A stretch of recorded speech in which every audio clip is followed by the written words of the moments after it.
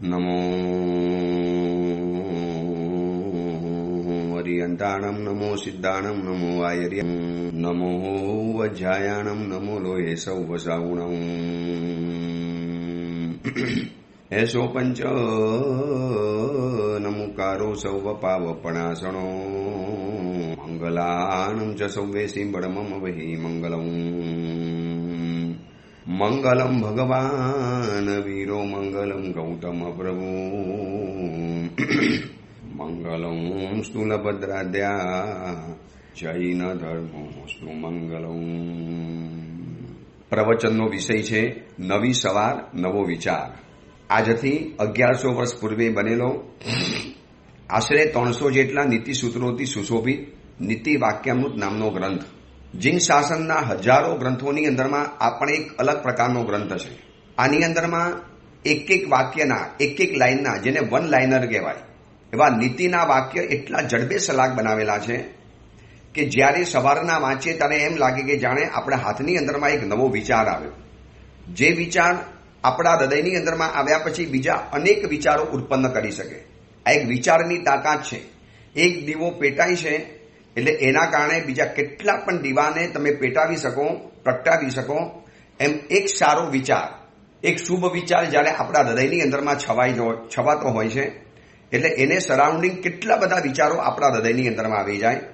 અને આ જમાનાની અંદરમાં વિચારોની ભેટ આપનારા જ કોઈ નથી. દુર્વિચારોની ભેટ આપનારી એટલી બધી સિરિયલ, એટલી બધી મૂવી, એટલા બધા ગંદા ચીજો ચાલતા હોય છે કે એ જમાનાની અંદરમાં આવો સરસ વિચાર, શ્રેષ્ઠ વિચાર, સુંદર વિચાર, સર્વોત્તમ વિચાર અને આપણા હૃદયમાં અને આપણા જીવન માટે વર્તમાનમાં ખૂબ જરૂરી વિચાર કેવા એક એક લાઈનોની અંદરમાં મૂકી દીધા છે.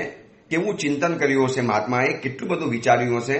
અને આ એક ગ્રંથનું જ્યારે સર્જન કર્યું હશે, અનેક અનુભવોનો નિચોડ, અનેક ગ્રંથોનો અભ્યાસ, ત્યાર પછી આ ગ્રંથનું સર્જન થયું હોય. એ સૂત્રો જોતા એમ લાગે કેટલા મિની, કેટલા માઇક્રો, કેટલા ઓછા શબ્દોની અંદરમાં એમને આમાં સમાવેશ કરેલો છે. આજે આપણે સૂત્ર જોવું છે 84 નંબરનું, 84 નંબરનું સૂત્ર. એક નવો વિચાર આપણને મળે છે.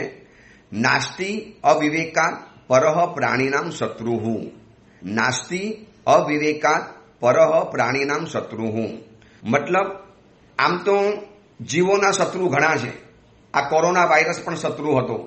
જંગલની અંદરમાં રહેલો સિંહ પણ શત્રુ ગણાય. આપણું જે બગાડે એ આપણો શત્રુ ગણાય, આપણો દુશ્મન ગણાય.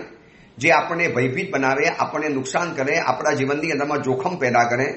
પરંતુ આ મહાત્મા એમ કહે છે કે આના કરતા બીજો કોઈ દુશ્મન નથી માનવ જાત માટેનો. પ્રાણીનામ એટલે માનવ જાત, મનુષ્યો માટે, આ વિશ્વની અંદરમાં વસતા દરેક મનુષ્યો માટે આનાથી બીજો કોઈ મોટો શત્રુ નથી. કોણ? તો કે અવિવેકાત, એટલે વિવેકનો અભાવ. વિવેક કોને કહેવાય એને તો આપણે પછી જોઈ લઈએ છીએ. પરંતુ આ વિવેકની કેટલી મોટી બલિહારી બતાવી. ભલે બધા જ તમારી પાસે ગુણો રહેલા છે, પરંતુ જો અવિવેકી છો તો એ તમારો બહુ મોટો શત્રુ છે અને આના જેવો કોઈ શત્રુ જ નથી. નાસ્તિ અવિવેકાત પરહ પ્રાણીનામ શત્રુહુ. પરહ એટલે બીજો, અન્ય. પ્રાણીનામ શત્રુ, જીવોનો દુશ્મન. અવિવેક કરતા બીજો કોઈ પ્રાણીનો દુશ્મન નથી. એટલે કે હજારો દુશ્મનો ભેગા થઈને જે કામ ન કરી શકે, હજારો શત્રુઓ એકઠા બની અને શત્રુઓના ટોળા જે જીવનમાં કામ નથી કરી શકતા, એ એક કામ અવિવેક નામનો શત્રુ કરી શકે છે. બહારનું પણ બગાડે, અંદરનું પણ બગાડે. તો સૌથી પહેલા તો આપણે એ જોવું છે કે વિવેક કોને કહેવાય અને અવિવેક કોને કહેવાય. જીન શાસનની અંદરમાં બે શબ્દ આપણે વારંવાર સાંભળ્યા છે, વિનય અને વિવેક. ભાઈ આનો વિનય સારો, આનો વિવેક સારો. આ વ્યક્તિ બહુ વિવેકી છે, આ વ્યક્તિ બહુ વિનયી છે. તો વિનય અને વિવેકમાં તફાવત શું પડે? ઉત્તરાર્ધન સૂત્રનું સૌથી પહેલું અધ્યયન છે વિનય અધ્યયન, ફર્સ્ટ અધ્યયન. અને વિનય વિવેકની સાથેનો હોય અને વિવેક પણ વિનયપૂર્વકનો હોય. તો વિનય અને વિવેકમાં તફાવત એ પડશે, આપણને સારા તરફ લઈ જવાનું કામ કરે છે વિનય. દેરાસર લઈ જવાનું, ઉપાસનામાં લઈ જવાનું, ગુરુદેવ સાથે લઈ જવાનું, કોઈ સત્સંગમાં લઈ જવાનું, કોઈ ઉત્તમ જગ્યાની અંદરમાં લઈ જવાનું, જ્યાં સારી વાતો થતી હોય ત્યાં લઈ જવાનું, સારા પુસ્તક પાસે લઈ જવાનું, સારી વ્યક્તિઓ પાસે લઈ જવાનું. આ બધું જ કામ કરે છે વિનય, જે આપણને ત્યાં લઈ જશે. પણ વિવેક શું કરશે? ખરાબ જગ્યાએથી હટાવવાનું કામ કરે છે વિવેક. જો વિનય છે ને આપણે સારી જગ્યાએ લઈ જશે આપણને સારા બનાવવાનું કામ વિનય કરશે, પણ ખરાબ બનતા અટકાવવાનું કામ કરે છે વિવેક કરે છે. અને એક અપેક્ષાએ જો જોવા માટે જઈએ તો ભલે વિનયને સૌથી વધારે ગુણ બતાવ્યા, પરંતુ આ વિવેક ન હોય ને એવો વિનય પણ કોઈ કામ નથી. માનું મારી પાસે વિવેક નથી અને વિનય છે, તો હું શું કરીશ? મહાત્માઓની ભક્તિ પણ કરીશ, વૈયાવચ પણ કરીશ, સારી વ્યક્તિઓની સેવા પણ કરીશ, ઉપાસના પણ કરીશ, પણ કોની કરવાની કોની નહીં કરવાની એ મને ખબર નહીં પડે. તો આ આપણો વિવેક છે.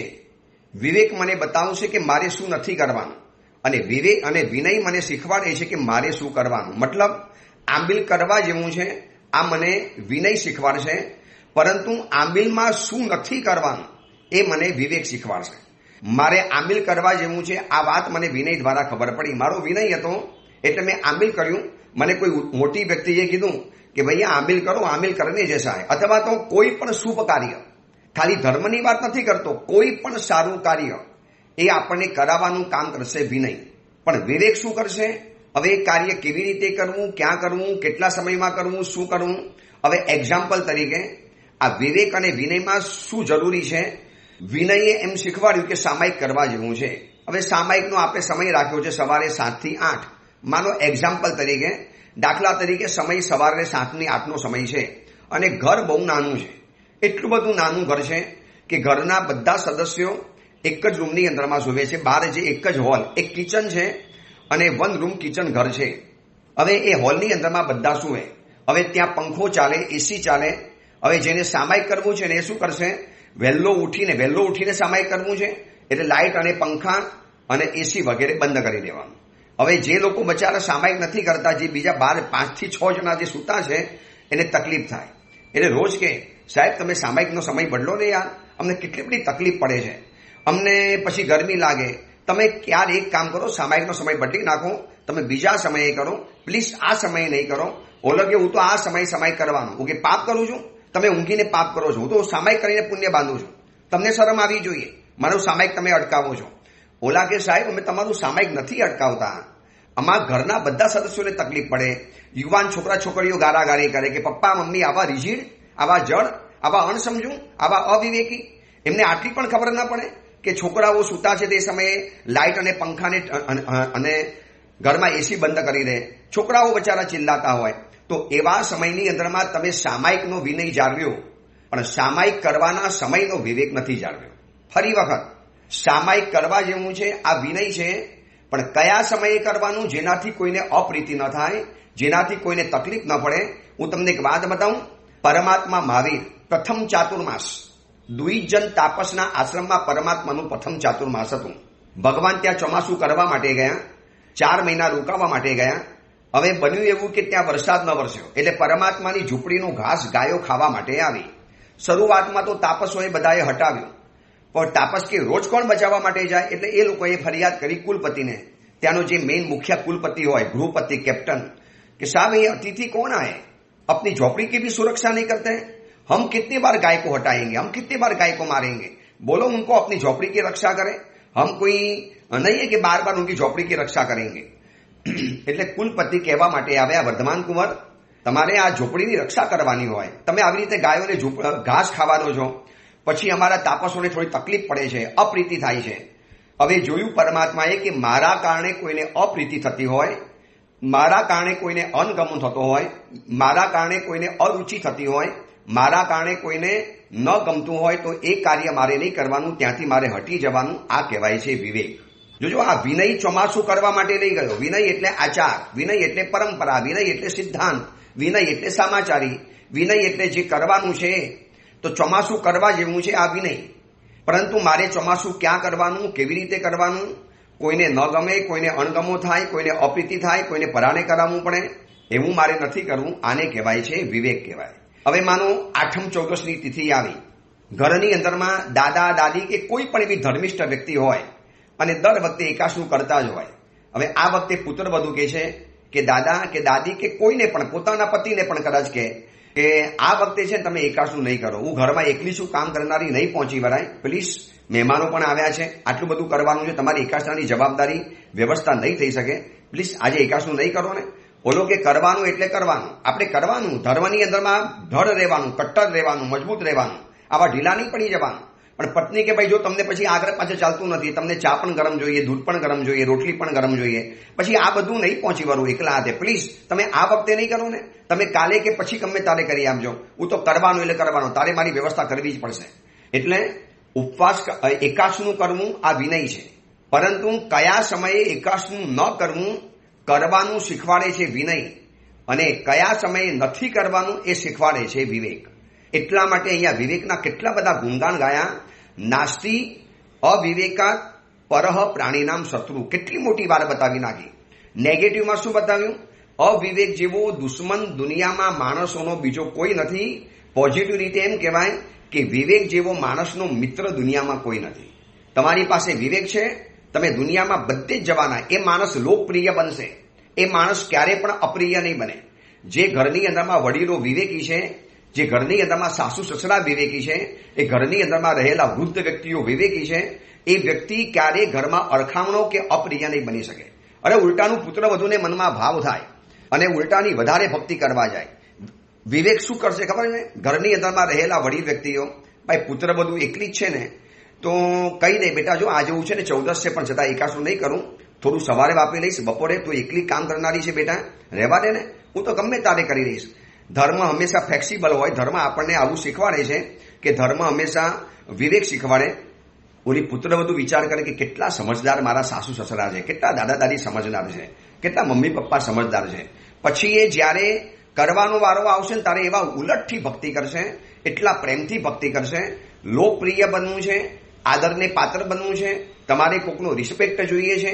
આજે ઘરની અંદરમાં વડીલો જે ફરિયાદ કરે છે ને, અમે ઘરમાં અરખામણા બન્યા, અમારું કોઈ સાંભળતું નથી. એટલે હું ઘણી વખત પેરેન્ટ્સ મેનેજમેન્ટની પ્રવચનમાં શિબિરમાં કહું છું કે એકલા દીકરા દીકરીઓનો વાંક નથી, અવિવેકી વડીલોનો પણ બહુ મોટો વાંક છે. બહુ જૂના ગુજરાતીમાં નાટક આવતું હતું વડીલોના વાંકે. આવા કેટલાક વડીલોના વાંક હોય છે જે અવિવેકી હોય, અનસમજ હોય. ગમે તારે ચા માંગે, ગમે તારે જમવાનું માંગે, ગમે તારે આગ્રહ કરે કે આવું જ કરવાનું. વિવેક ક્યારે આગ્રહ નહીં કરે અને અવિવેક આગ્રહ કર્યા વગર રહેશે નહીં. વિવેક ક્યારે જળ નહીં બનાવે અને અવિવેક હંમેશા જળ હોય, જડતાની અંદરમાં પડ્યો રહે ને, હું તો કરવાનું એટલે કરવાનું. પણ ભાઈ હવે તપસ્યા નથી થાય એમ, આ વખતે મૂકી દો. વર્ષી તપ કરવાનું એટલે કરવાનું, પણ ભાઈ આ વખતે નથી અનુકૂળતા, પછી ગમે તારે કરીશું. હા, અનુકૂળતા હોય અને ના પાડતા હોય અને તમે કટ્ટરતાથી કરો ને, તમે ધન્યવાદને પાત્ર છો. પરંતુ ઘરની અંદરમાં બિલકુલ અનુકૂળતા નથી, ઘરની અંદરમાં ફાવે એમ જ નથી, અને એ સમયની અંદરમાં આગ્રહ લઈને બેસી જાય, નહીં કરવો છે એટલે કરવો છે. યાદ રાખજો, વિવેક ક્યારે આગ્રહી નથી બનતો, વિવેક ક્યારે જડ નથી બનતો. એ ફ્લેક્સિબલ હોય. કાંઈ નહીં, હમણાં નથી ફાવતું, આપણે આગળ કરી આપીશું, ગમે તારે કરી આપીશું. પરિવારની અનુકૂળતા પહેલા જોવાની. મારા કારણે કોઈને અપ્રિયતા ઊભી ન થાય, મારા કારણે કોઈને અરુચિ પેદા ન થાય. અને પરમાત્મા મહાવીરે જોયું કે ભાઈ જો અહીંયા રહીશ તો મારી ગાયોને હટાવવી પડશે, તો હું ગાયોને કેવી રીતે હટાવું? મેં તો જગતના સર્વ જીવોને પ્રેમ કરવા માટે જન્મ લીધો છે. હવે મારા ઝૂંપડાનું ઘાસ ભૂખી ગાયો ખાય તો ના કેવી રીતે પાડી શકું? એ લોકોનું આટલી બધી ભૂખ છે તો એ ભૂખને હું કેવી રીતે અટકાવી શકું? એટલે હું ગાયોને મારી નહીં શકું, અને નહીં મારું તો આ તાપસોને ગમશે નહીં. આના કરતાં બહેતર છે કે અહીંયાથી ચાલી જવા દો. પ્રભુનો વિવેક એમ કીધું કે ચાલુ ચોમાસે પરમાત્માએ વિહાર કર્યો. કેમ? મારે અપ્રિય જગ્યાની અંદરમાં રહેવું નથી. અપ્રીતિમ સ્થાનમ પરિતજ્યમ. જ્યાં અપ્રીતિ થતી હોય તો હવે અપ્રીતિ કેમ થાય છે? અવિવેકના કારણે. હું તો રહીશ પણ કરો અને ગાયને બચાવીશ નહીં, તમારે થાય એ કરી લેજો. મારી ગાય ઝૂંપડું ખાશે, ખાવા દેવાનું, તમને શું તકલીફ પડે છે? હું ના પાડું છું. હવે આવો જડ આગ્રહ કરીને જો પરમાત્મા ત્યાં ચોમાસું કરવા માટે રહ્યા હોત તો એ તાપસોને કેટલી બધી અપ્રીતિ થાત, કેટલી બધી અરુચિ થાત, કેટલો બધો એમની ઉપરનો દ્વેષ ભાવ, અસદ ભાવ, કેટલો બધો મનની અંદરમાં એમના પ્રત્યેનો અરુચિનો ભાવ. યાર કેવો માણસ છે, આમ કેમ સમજતો નથી? યાર કેટલો આ રિઝીડ છે, કેટલી આ વિચિત્ર વ્યક્તિ છે. બસ આ જે મનમાં ભાવ ઉભો થાય છે ને, એ અવિવેકના કારણે થાય છે. એટલે વર્તમાન સમયની અંદરમાં પણ આ સૂત્ર એટલું બધું જરૂરી છે, એટલું બધું પ્રેઝન્ટ છે, એટલું બધું કામ લાગે એમ છે કે ઘરની અંદરમાં આવા કેટલાય અવિવેકી તત્વો ઘૂસેલા છે. પછી અવિવેકી દીકરો પણ હોય, અવિવેકી દીકરી હોય, અવિવેકી મમ્મી અને પપ્પા પણ હોઈ શકે, અવિવેકી દાદા અને દાદી પણ હોઈ શકે, અરે અવિવેકી ઘરમાં રહેલા સાસુ અને સસરા પણ હોઈ શકે.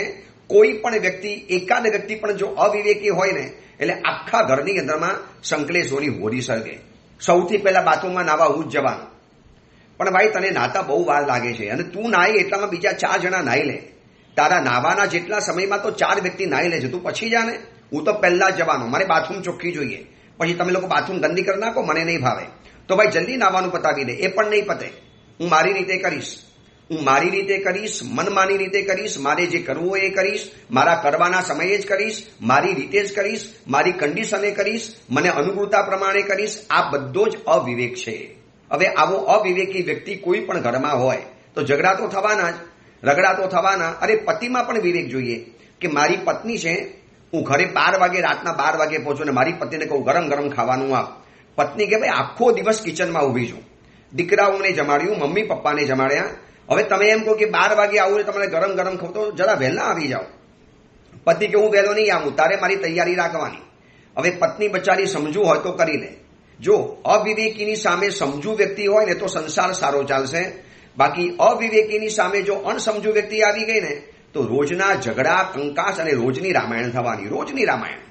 આજે આ જેટલા પણ ઝઘડા રગડા દેખાય છે ને, અવિવેક અને અણસમજુ આ સામ સામે ટકરાઈ જાય. ભાઈ મારે મારી જિંદગી જીવવાની, તમે તમારી જિંદગી જીવો. મારે શું કામ તમારી જિંદગીમાં દખલબાજી કરવાની? આજે આ ઇઝરાયલ અને ઈરાન, પાકિસ્તાન અને આ પાકિસ્તાન સપનું રહેતું નથી. વારે ને તહેવારે ઇન્ડિયા ઉપર હુમલો કર્યા કરે, ભારત દેશ ઉપર હુમલો કરે છે.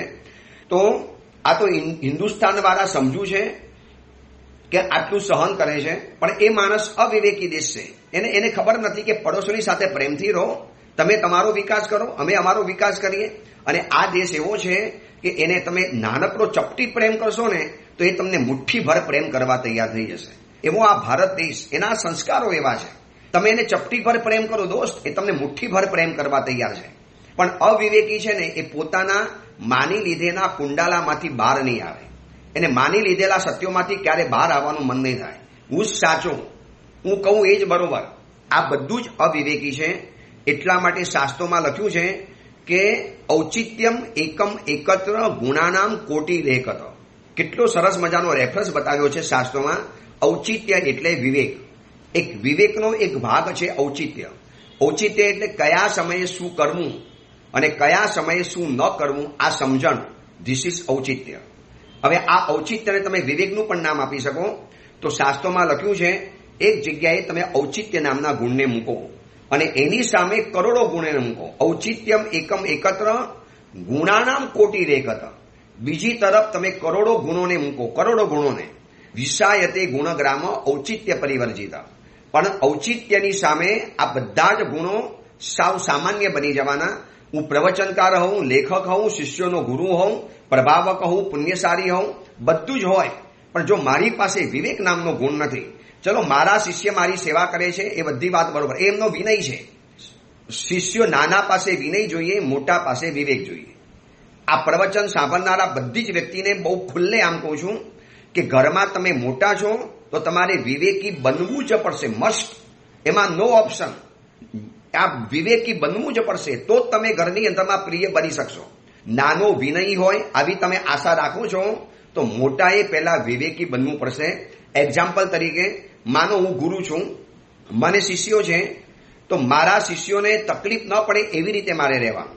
હવે મારા શિષ્યોને હું ગમે તારે કહું હું તો આટલા વાગે ઉઠીશ, શિષ્યો કે ગુરુદેવ પછી અમારે ઓલા પંડિતજી ભણાવવા માટે આવે છે, પછી અમારે દેરાસર પણ જવાનું, પછી આમ કરવાનું. હું મારા શિષ્યોને અનુકૂળ આવે એવી રીતે હું મારા જીવનનો વ્યવહાર ગોઠવું. જ્યારે મારા શિષ્યો મારો કામ કરતા હોય, મારી પોચી પાણી લાવતા હોય, મારો સંથારો પાથરતા હોય, મારી સાથે રહેતા હોય, મારી અનુકૂળતા સાચવતા હોય, અને પછી હું એ વિચાર ન કરું અને હું મારી રીતે જીવ્યા કરું ને, તો આજે શિષ્યો ભક્તિ કરશે પણ આવતીકાલે મનમાં અણગમો થવાનો.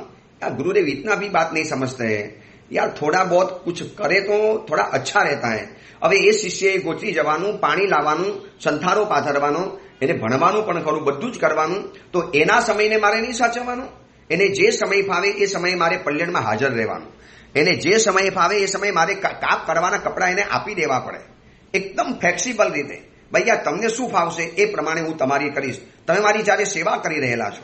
હવે આ વિવેકની સામે, વડીલોના વિવેકની સામે નાનાઓનો વિનય વધારે શોભી ઉઠશે. પણ ઘણીવાર જોવા મળે છે કે નાનાઓ તો વિનયી હોય છે પણ મોટાઓ એટલા બધા અવિવેકી. એટલે ઘરની અંદરમાં કેમ રહેવું ન રહેવું એ પણ ખબર ન પડે. જ્યાંને ત્યાં કપડાં મૂકી દે, જ્યાંને ત્યાં વસ્તુઓ મૂકી દે. પછી પુત્રવધુ થોડીક ચિલ્લાય એટલે ભાઈ શું કે જોઈએ આજકાલની પુત્રવધુઓ સહન કરતી જ નથી, ગરડાઓનો વિનય નથી સાચવતી. પણ ભાઈ એ વિનય ત્યારે સાચવશે જ્યારે તમારી અંદરમાં વિવેક હશે. સામે છે વિનય જોઈએ છે તો મોટાઓએ વિવેકી બનવું જ પડશે, નો ઓપ્શન. અને અહીંયા લખ્યું વિષાયતે ગુણગ્રામ ઔચિત્ય પરિવર્જિત. ઔચિત્ય વગરના બધા જ ગુણો એટલે સાવ ફિક્કા ફસશે. એ કોઈ ગુણો જ નહીં ગણાય. એક ઔચિત્ય ગુણ હશે ને અને તમારી પાસે જો બધું જ આવી ગયું. અમૃતવેલની સજ્જાઈમાં લખ્યું છે ને ઉચિત સ્થિતિ જે સેવે સદા તેહ અનુમોદવા લાગરે ચેતન જ્ઞાન અજવારી. આ સજ્જાઈની અંદરમાં લખ્યું છે સર્વથા ઔચિત્યનું પાલન કરનારા હોય તીર્થંકર પરમાત્મા. મારા નિમિત્તે કોઈને તકલીફ ન પડે, મારા નિમિત્તે કોઈને વાંધો ન પડે. ગોચરી 12 વાગે આવી જતી હોય અને હું 12 વાગે સુઈ જાઉં. શિષ્યો કે સાહેબ ગુરુદેવ આપ 12 વાગે સુઈ જાઓ, 12 વાગે ગોચરી આવે છે, અમારે એકાશ ના હોય, પછી આપના આવ્યા વગર અમારે ગોચરી પાણી ન વપરાય. એ કે હું મને આ સમયે ઊંઘ આવે છે, હું તો આ સમયે સુઈ જવાનું. કેવી રીતે ચાલે? ઘરની અંદરમાં તમારે વર્ષી તપ છે તો વર્ષી તપનું બેચનું પુત્રવધુ કરાવવા તૈયાર છે, એ એનો વિનય. પણ તમારે પુત્રવધુને પૂછી લેવાનું કે બેટા તમને ક્યારે ફાવશે, તમે કહી દો હું મારી પૂજા આગળ પાછળ કરીશ, હું મારું સામાયિક આગળ પાછળ કરીશ. બેટા તમને ફાવવું જોઈએ. તમારે મારે બેસનું કરાવવાનું, તમારે છોકરાઓને સ્કૂલે મોકલવાના, એના ટિફિન ભરવાના, તમારે તમારા શાવકનું ટિફિન ભરવાનું. બેટા મને કોઈ જ વાંધો નથી, વહેલું મોડું બધું જ મને ફાવે એમ છે. ખાલી આટલી ઓફર તમે કરો વિવેકથી, ઓલી તમારી પુત્રવધુ જોજો વિનયનો ભંડાર બની જવાની. એને એમ લાગશે કે કેટલા વિનયી મારા સસરા છે, કેટલા સમજદાર છે. આવા કેટલાય પુત્રવધુને ઓળખું છું જે પોતાના સાસુ સસરાને માતા પિતાથી પણ અધિક માને. સાહેબ કોઈ દિવસ ભાર નથી આપ્યો કે સાસુ સસરા તરીકેનો. એટલા બધા ફ્લેક્સિબલ, એટલા બધા અનુકૂળ, એટલી બધી એમને અમારા કોઓપરેટિવ રહેલા છે કે ક્યારે પણ મને એમ ત્રાસ નથી આપ્યો. ગુરુદેવ ક્યારેક રવિવાર હોય, બહારગામ જવાનું હોય, બહાર ફરવા જાવ, સામેથી કહી દે બેટા આજે રવિવાર છે, રોજ તો સારું વાપરીએ છીએ ને બેટા આજે ખાખરા અને ચાથી અમે ખાઈ લઈશું, નાસ્તો કરી લઈશું, બેટા જઈ આવો એકાદ દિવસ, કોઈ ચિંતા નહીં કરવાની, તમે તમારી રીતે જાઓ, તમારી જિંદગી છે, લાઈફ છે, ફરો. તો ગુરુદેવ એકાદ દિવસ સામેથી દવા ના કરે, હું ના પાડું તો પણ કે નહીં છે બેટા જઈ આવો, મારી ચિંતા નહીં કરવાની. હવે બેટા એક દિવસ ન ખાધું તો શું ફરક પડે છે, રોજ તમે અમને જમાડો છો ને સારી રીતે. આમ બોલતા બોલતા એની આંખમાંથી આંસુ સરી પડે કે વાહ ભગવાન જેવા, તમને ભગવાન તુલ્ય માનશે, વડીલોને કહું છું. પણ જ્યારે વડીલો વિવેક વગરના બને છે તો નાનાઓને વિનય વગરના બનવાની ફરજ પડે છે. હું માતા પિતાઓની શિબિર જ્યારે કરું ને ત્યારે આ સમજાવું છું કે તમે ખાલી આમ એકલું એવું નહીં રડો કે દીકરાઓ વિનય નથી સાચવતા, દીકરાઓ આવીને બેસતા નથી, દીકરાઓ હવે આજના બદલાઈ ગયા છે, આજના જમા દીકરાઓ ઉદ્ધત બની ગયા છે. નો, બધા જ એવા નથી. થોડા ઘણા છે, ના નથી પાડતો, પણ બધા જ એવા નથી. હજી પણ સારા દીકરા દીકરીઓ છે, પણ એ લોકોની પણ મૂંઝવણ છે. સાહેબ કહો માતા પિતાને સમજાવો, થોડો વિવેક રાખે ઘરમાં. સાહેબ પુત્ર વધુ છે, એ કઈ દીકરી નથી એમની. સાહેબ હું એમનો દીકરો છું, મારી પતિ તો દીકરી નથી, છતાં પણ સાહેબ પછી ઘરની અંદરમાં ગમે તેમ બોલી લેવાનું, ગમે તેમ એને કહી દેવાનું. તો એ સમયમાં સાસુએ વિવેક જાળવવો પડે. શું બોલાય, ક્યારે બોલાય, કેવી રીતે બોલાય, કેટલું બોલાય, કોને બોલાય, કયા રીતે બોલાય, કયા સમયે બોલાય, આ બધું જ શીખવું પડશે. આનું નામ છે વિવેક છે. એટલે માણસને પશુથી અલગ કરનારું કોઈ તત્વ હોય તો વિવેક છે. આપણે અને પશુ આપણે જુદા ક્યાં પડી ગયા? વિવેકના કારણે. જોજો પશુને કયા રસ્તા ઉપર લેટ્રિન બાથરૂમ કરવી અક્કલ છે એમને? કોઈ ખબર પડે છે? એ ભર બજારમાં કરી લે, ભર રસ્તાની અંદરમાં કરી લે. એકદમ સારામાં સારો રસ્તો હોય ત્યાં પણ આવીને લેટ્રિન બાથરૂમ કરી લે છે, ટોયલેટ ગમે તારે કરી લે. હવે આપણે ઝઘડવા જઈએ છીએ, અરે ભાઈ પશુ છે યાર, પશુને થોડી ખબર પડે કે આ દેરાસર છે કે આ બંગલો છે કે આ રસ્તો છે કે આ છે, એ તો ગમે તારે કરી જવાનું. બસ એવી જ રીતે પશુથી અલગ પાડનારું તત્વ કોઈ હોય તો વિવેક છે. અને જેની પાસે વિવેક નથી એ પશુ હોય કે માનવ હોય કોઈ ફરક નથી પડતો. આજે કેટલાય માણસો અવિવેકોથી ઉભરાયેલા હોય છે, એને વિવેક જ નથી કે મારે શું નથી કરવાનું. અને દારૂ, વ્યસન, સિગરેટ, પછી જુવા, ઘરની અંદરમાં અસભ્ય વર્તન, ગમે તારે ઘરમાં આવવાનું, ગમે તારે જવાનું, ગમે તેને ઘરમાં લઈ આવવાના, ગમે તેની સાથે દોસ્તીઓ બનાવવાની, બિલકુલ બેફિકર જીવન, બેફામ જીવન, બે લગામ જીવન, કોઈને ગાંઠવાનું નહીં, નફ્ફટ જિંદગી જીવી લેવાની. તો આવી અવિવેકી વ્યક્તિઓથી ભલભલા ત્રાસી જાય. પછી માતા પિતા કહી દે બેટા પથ્થર પાક્યો તો સારું થાત તારા કરતા, તો કુલાંગાર પાક્યો મારા ઘરની અંદરમાં, અને પછી એના માટે ઝઘડા કરવાના, રગડા કરવાના. નાનકડી જિંદગીને સુખી બનાવી છે તો વિનય અને વિવેક આની જરૂરી પડશે. પણ મોટાઓ પાસે વિવેક જોઈશે અને નાનાઓની પાસે જોઈશે વિનય. મોટાઓ જો વિવેકી બનવા તૈયાર નથી તો પછી મોટાઓએ નાના પાસેથી વિનયની આશા રાખવી વ્યર્થ છે. आप आशा नहीं रख सकते हो. कैसे आप आशा रखोगे? आप खुद विवेकी नहीं बनते हो. હું વિવેકી બનીશ તો મારા ચેલા વિવેકી વિનયી આપોઆપ બની જવાના. હું મારા શિષ્યોને અનુકૂળ આવે એટલા વાગે ઉઠી જાઉં, એટલા વાગે તૈયાર થઈ જાઉં, એટલા વાગે એમને અનુકૂળતા કરી આપું તો મારા શિષ્યો ઉલટાનો મારો વિનય વધારે સાચવ અને પ્રેમથી સાચવશે. ગુરુદેવ કેટલા સમજદાર છે, કેટલું આપણને કોઓપરેટિવ કરે છે, કેટલું બધું ગુરુદેવ આપણને અનુકૂળ બની જાય છે. અરે યાર, આવા ગુરુ તો ભગવાનની કૃપાથી જ મળે, બાકી ન મળી શકે. આટલો બધો સદભાવ પણ ઉભો થઈ જાય ખાલી એક તમારો વિનય અને વિવેક ખાલી બતાવવાનો છે. એટલા માટે આ મહાત્મા આટલું બે ધડક વિધાન કરી દીધું. કેટલું બે ધડક, આમ સોય ઝાટકીને સ્પષ્ટ કહી દીધું કે માણસોનો દુશ્મન અવિવેક કરતા બીજો કોઈ નથી. કેટલું બે ધડક સૂત્ર, કેટલું સ્ટેટમેન્ટ આપી દીધું. એકદમ ફોરવર્ડ સ્ટેટમેન્ટ, એકદમ સીધું સટ કે ભાઈ તમારો શત્રુ તમારો અવિવેક છે. એટલે શત્રુ શું કરે? દુઃખી કરે, શત્રુ પરેશાન કરે, શત્રુ હેરાન કરે. તો આપણે હેરાન થતા હોઈએ, આપણે પરેશાન થતા હોઈએ તો આપણો અવિવેકના કારણે જ આપણે અપરેશાન થઈએ છીએ. અરે ઘણા સંઘોની અંદરમાં મેં એવું સાંભળ્યું છે, ટ્રસ્ટીઓ કહેવા માટે આવે, ગુરુદેવ સમજાવો ને પ્રવચનની અંદરમાં 1:30 વાગે પૂજા કરવા આવે, 1 વાગે પૂજા કરવા આવે, મધ્યાહનના સમયે. ઓલો પૂજારી બચારો સવારથી ઉઠ્યો હોય, થાકી ગયો હોય અને કે સાહેબ થોડા મોડા આવો, વહેલા આવી જાવ તો. અરે ભાઈ, મધ્યાહન પૂજા કરવાની છે, ચલો આવે તો આવે. પાછો 1.5 કલાક સુધી પરમાત્માની ભક્તિ કરે. આપણે એકલા હોય ત્યારે વધારે મજા આવે. બોલો પૂજારી કે સાહેબ મારે બંધ કરવું છે, મારે પણ ઘરમાં મારા બૈરી છોકરા છે, મારે પણ મારા ઘરમાં મારા પત્ની અને છોકરાઓ છે, સાહેબ મારે પણ ઘરમાં જવાનું, એ નોકર બન્યો છું, આવું બધું નહીં કરવાનું, અમે કહીએ પ્રમાણે કરવાનું. તું કોણ છે? હું આ સંઘનો સદસ્ય છું. બસ આ અવિવેક આવી ગયો. કઈ વ્યક્તિને કયા સમયમાં આપણે અનુકૂળ થઈ જવું, આ સમજણ, એનું નામ છે વિવેક. કેટલો સરસ મજાનો શબ્દ છે વિવેક. ઔચિત્ય એ એક વિવેક જેવું જ વર્તન છે. એટલે વિવેક અને ઔચિત્ય જાણે કે ટ્વિન્સ ભાઈઓ છે. અને આ ઔચિત્ય એટલે વિવેક કહેવાય, વિવેક એટલે ઔચિત્ય કહેવાય. એક સરખા દેખાતા બંને ભાઈઓ, ટ્વિન્સ, કોઈ ફરક નથી, નાક નકશો સરખો છે. તો આજે આ સૂત્રની અંદરમાં આપણે જાણ્યું કે આપણા જીવનના મોટા ભાગના જે તકલીફોનું જે મૂળ છે ને, સમસ્યાઓનું મૂળ એ અવિવેક છે. કારણ કે મહાત્માએ કહી દીધું, નાસ્તિ અવિવેકાત પરહ પ્રાણીનામ શત્રુ. હું અવિવેક કરતા બીજો કોઈ શત્રુ નથી પ્રાણીઓનો, માણસોનો, મનુષ્યોનો. તો પછી આપણે જો દુઃખી નથી થવું, આપણે કોકની પાસેથી પ્રેમ પ્રાપ્ત કરવો છે, એનો સહકાર પ્રાપ્ત કરવો છે, એનું બહુમાન આપણે પ્રાપ્ત કરવું છે. તમે વિવેકી બની જાઓ, પછી જો તમને જીવનની અંદરમાં કેટલા બધા માન, સન્માન અને સત્કાર મળે છે.